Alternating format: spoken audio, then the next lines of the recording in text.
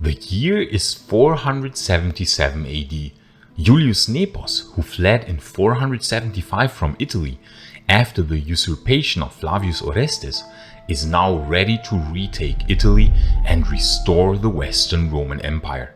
His fleet is ready, a strong Dalmatian army has been recruited, and the Eastern Roman Emperor has sent reinforcements. This, of course, dear friends of late Roman history, never happened, but could it have? And if yes, how would history have developed?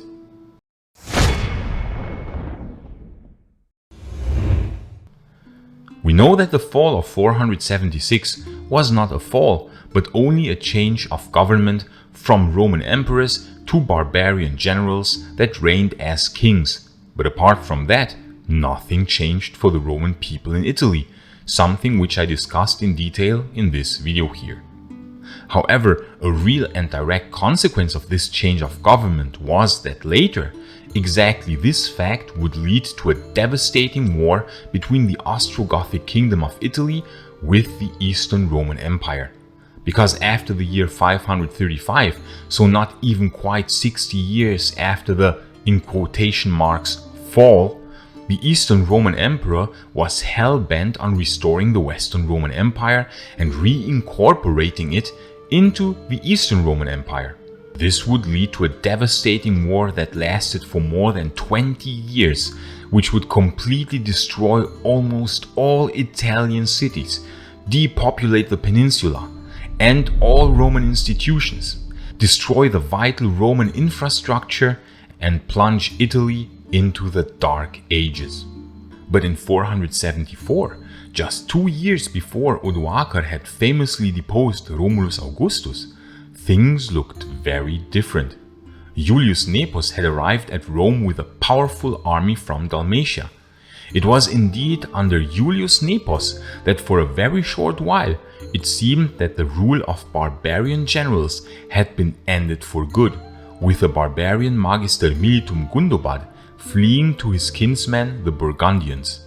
But Nepos made one fatal mistake only 1 year into his reign. He made Flavius Orestes his new Magister Militum in 475. Orestes, however, was, even though being Roman, almost as treacherous a bastard as Ricimer, and immediately rebelled against Julius Nepos.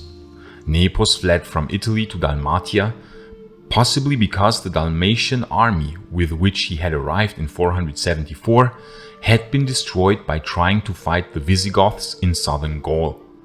Orestes meanwhile had made his son Romulus Augustus emperor, but only 1 year later Odoacer, a Germanic general who commanded a band of Heruli mercenaries, fought against Orestes, defeated him and also his brother, and deposed the child emperor Romulus Augustus. But why did Julius Nepos never retake Italy? I mean, he had already done the same in 474, when he deposed the puppet emperor Glycerius and expelled the barbarian Magister Militum Gundobad. Why did he not retake Italy a second time, and could he have done that? But before we answer that question, please like this video and subscribe so that you won't miss any future videos on the fascinating era of the late Roman Empire. And please consider supporting our work on Patreon or via YouTube membership, because the long-term sustainability of this channel really depends on your support. I want to thank each and everyone that is supporting this channel in any form.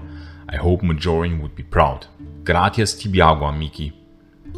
We know that Julius Nepos, at least on one occasion after 476, had sent envoys to the Eastern Roman Emperor Zeno, bidding him to help him with re-establishing his rule in Italy.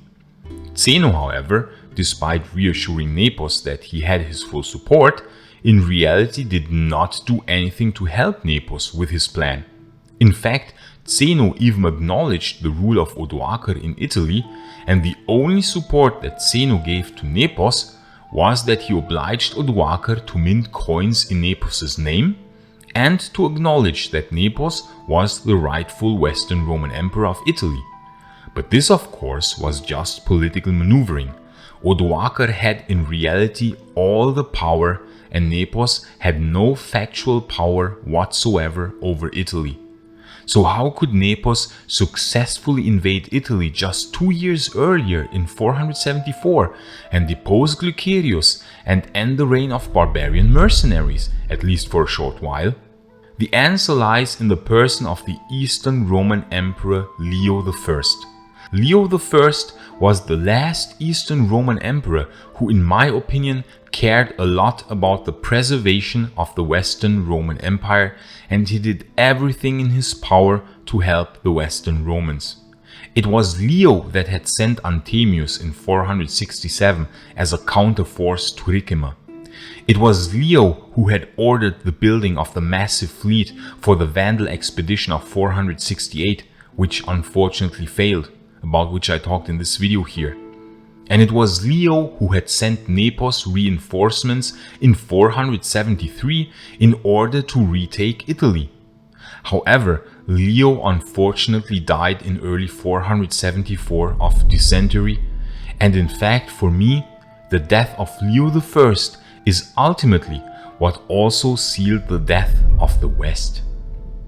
With Leo gone, his successor Zeno would be far less willing to help Nepos. So what if Leo had died later, say in 480? What if Leo had lived long enough to support Nepos? Well, in that case, I am pretty sure that Leo would have sent an army in support of Nepos. In our timeline, Nepos was also planning to retake Italy, but he waited as long as 480 until he deemed the time right. But then, quite possibly because he planned this undertaking, he was betrayed and killed by two of his own generals, Ovida and Viator, in the palace of Diocletian, because they were not too keen on fighting against Odoacer, since they themselves were of Germanic descent and they did not care too much about the idea of a restored Western Roman Empire. But in this alternate timeline, Leo never died and sent an army to Nepos' aid in early 476. It is possible that Nepos would have still waited another year to invade Italy by reinforcing the Eastern army with some of his own Dalmatian recruits. In 476, he would have received the news of the deposition of Romulus Augustus and the death of Orestes. Leo would not have accepted the imperial regalia from Odoacer and would have never accepted Odoacer's rule. So it was now in the spring of 477 that Julius Nepos embarked with a powerful army from Dalmatia, landing in Rome as he had done only 3 years earlier. He then proceeded to march on Rome exactly as he had in 474. Odoacer, meanwhile, was busy fighting rebellious elements within his own ranks in that year, which also happened in our timeline, and so he could not yet deal with Nepos' landing. Nepos took Rome without a fight, for the inhabitants were all Romans, and he was pleased to see the Eternal City in better shape as only a few years before. The damages of the sack of Ricimer in 472 had been by now mostly repaired. The Senate of Rome quickly accepted him as Western Roman Emperor. Nepos then marched north towards Ravenna. On the way there, one city after another gave up without a fight, since the entire population was still Roman. He arrived at Ravenna and immediately besieged the city, which was a notoriously difficult undertaking, since Ravenna had a port and was surrounded by marshes. But Nepos also had the powerful Dalmatian fleet at his disposal, which he sent to block Ravenna's seaport. He besieged Ravenna for 1 year until Odoacer, his men starving, finally gave up. Nepos had Odoacer sent to the Eastern Roman Emperor Leo in chains, where Odoacer then received a surprisingly merciful treatment and was given a land estate in Anatolia, where he lived out the rest of his days in peaceful retirement. Thus, in 478, Julius Nepos had regained effective control of Italy. The Western Roman Empire had been restored. But would it last? Well, in that timeline in which Leo had died a few years later, the Emperor Zeno would have still succeeded Leo, but he would have not needed to send the Ostrogoths to end Odoacer's rule in 487, since either Nepos or the successor Western Emperor of Nepos would be reigning in the West. If Nepos would have reigned long enough and installed a worthy successor, the Western Roman Empire might have stabilized. It would have been confined to Italy and Dalmatia though. However, we must note that Odoacer and Theodoric were on good terms with the surrounding Germanic kingdoms, especially Theodoric with the Visigoths. Nepos and his successors, however, would have to defend Italy against the Visigoths from the west and possibly at some point the Ostrogoths in Dalmatia. But this would not have been impossible. If Nepos would have managed to reign long enough, and if he would have appointed the right ministers and a trustworthy magister militum, he might have been able to stabilize this small Western Roman state.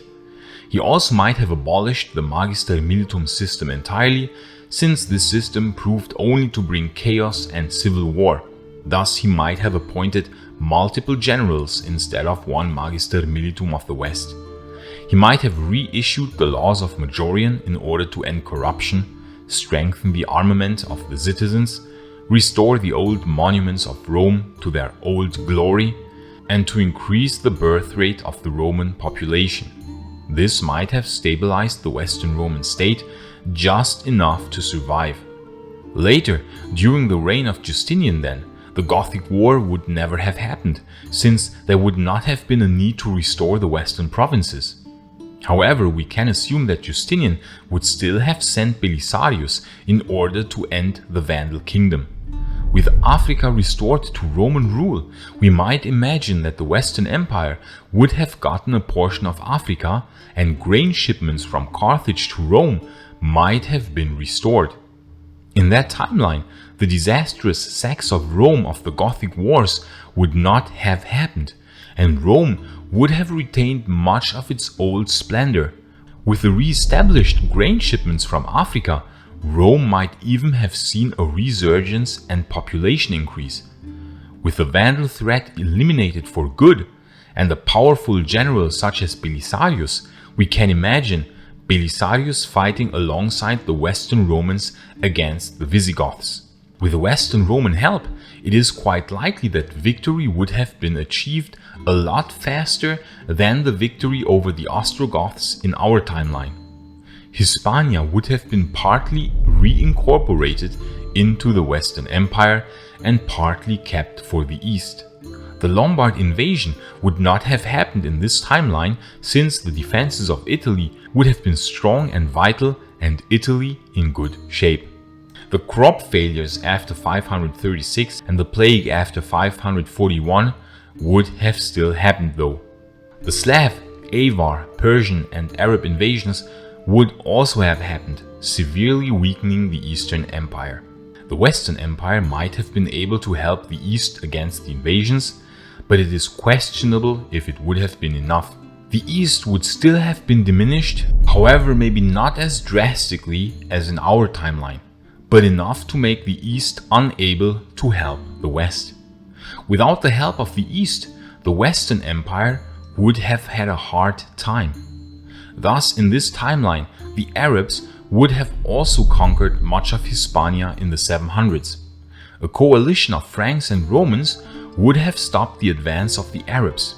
With the Western Empire intact, Dalmatia might not have fallen to the Slavs, and a schism between the Eastern and Western churches would also not have happened. The Franks thus would not have conquered Rome. It might be that this Western Empire would have slowly transformed over hundreds of years into an Italian state.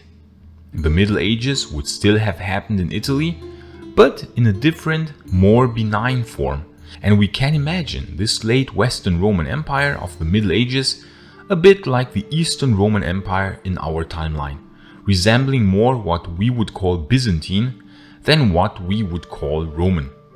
But then again, it might have been more likely that Nepos would have been usurped not long after his recapture of Italy, killed and replaced by another usurper or barbarian general, so that the Western Empire would have fallen in a different way not so long after Nepos's recapture of Italy. But still, if Leo had not died and Nepos had recaptured Italy, there is a possibility that history might look very different from how it went in our timeline. All because Leo I got infected by a disease and died too soon. Too soon to help Nepos with his plan. And if you are interested in how Rome looked in those times in our timeline, you can watch this video here in the upper right corner. But if you are more interested in Constantinople during those days, you can watch the other video in the lower right corner. I say thanks again to all friends of Roman history, gratias tibiago amici, and bene valete.